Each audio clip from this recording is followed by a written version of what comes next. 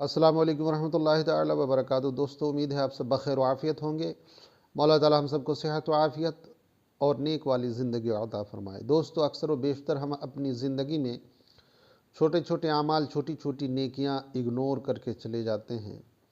راستے کے پتھر ہٹانا یا کسی جانور کو بھوکا پیاسا دیکھ کر اسے اگنور کر کے گزر جانا، یہ میرے دوستو ہم انسانوں کی عادت بنی ہوئی ہے۔ لہٰذا میرے دوستو، التجا ہے، گزارش ہے، جنہیں ہم چھوٹی چھوٹی نیکیاں سمجھ کے چھوڑ دیتے ہیں، ہمیں وہ نیکیاں کرنی چاہیے۔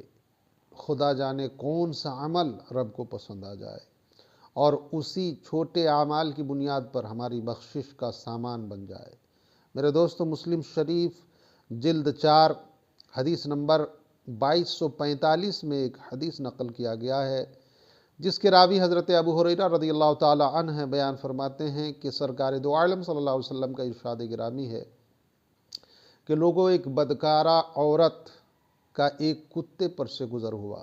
وہ کتا ایسا تھا جو پیاس سے تڑپ رہا تھا، اور پیاس کی اتنی شدت تھی کہ زبان باہر آ چکی تھی، اب تب وہ مر جاتا۔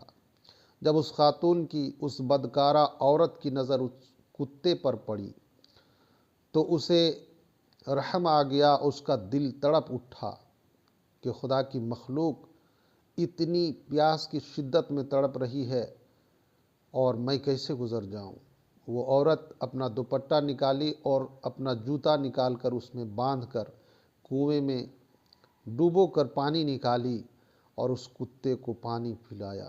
میرے دوستو، یہ ادا اور یہ عمل رب کو اتنا پسند آیا کہ رب نے اس عورت کی بخشش کر دی، اور مولا تعالیٰ نے اس کی بخشش ہی نہیں کی بلکہ اسے جنت بھی عطا کیا۔